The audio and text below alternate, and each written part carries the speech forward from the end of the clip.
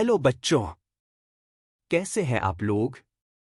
एक बार फिर से स्वागत है द डीप एजुकेशन चैनल पर। तो आपके साइंस की बुक का chapter number 1 chemical reactions and equation में पिछली वीडियो में हमने पढ़ा था कि केमिकल रिएक्शन क्या होते हैं और इन्हें पहचानते कैसे हैं। फिर हमने केमिकल इक्वेशन के ऊपर बात की थी, उन्हें बैलेंस करना सीखा था। अब हम लोग उसी चैप्टर में आगे पढ़ेंगे। चलिए शुरू करते।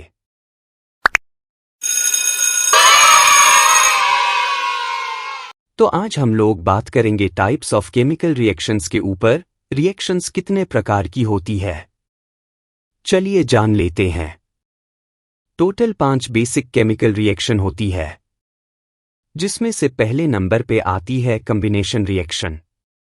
अगर आप लोगों को अंग्रेजी आती है तो कॉम्बिनेशन के तो नाम से ही पता लग रहा है कि किस तरह की रिएक्शन होगी। हाँ, मैं जानता हूं कुछ गवारों को अंग्रेजी नहीं आती। कॉम्बिनेशन का मतलब दो या दो से ज्यादा चीजों को आपस में मिलना।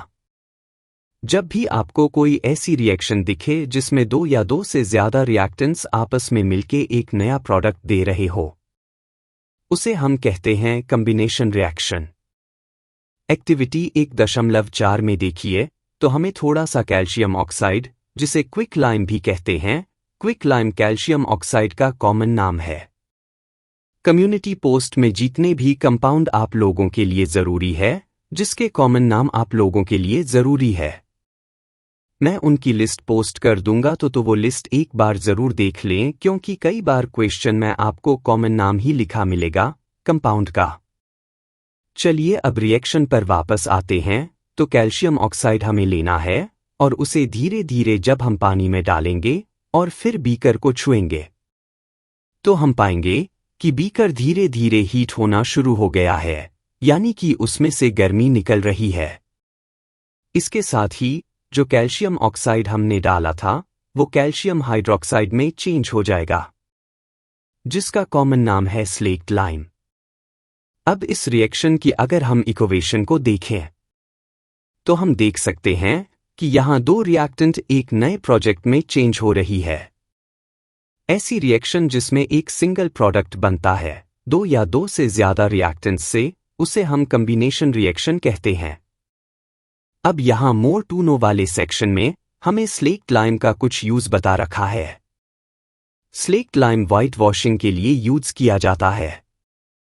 आप लोगों के घर में व्हाइट वॉशिंग तो होती ही होगी दीवारों पर।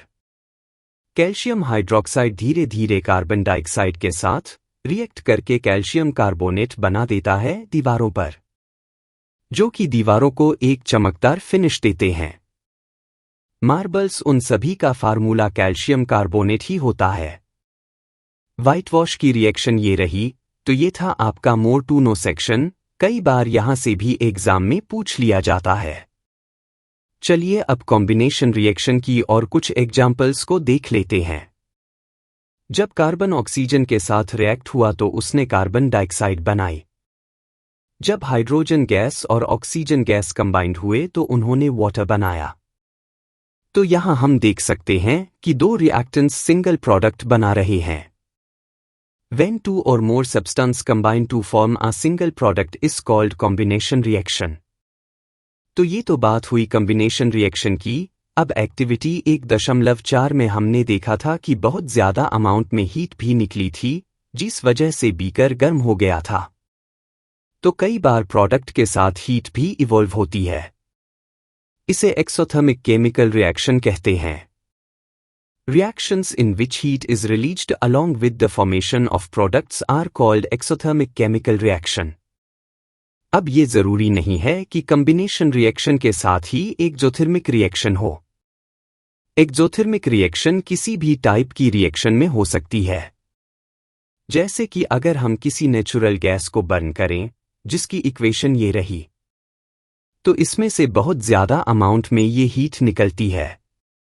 इसके अलावा रेस्पिरेशन जो हमारी बॉडी में होती है, जब हम लोग खाना खाते हैं और वो हमारे बॉडी में ब्रेक डाउन होता है सिंपल सब्सटेंस में, और उसके बाद हमारे सेल्स में ऑक्सीजन के साथ कंबाइन होता है और हमें एनर्जी प्रोवाइड कराती है।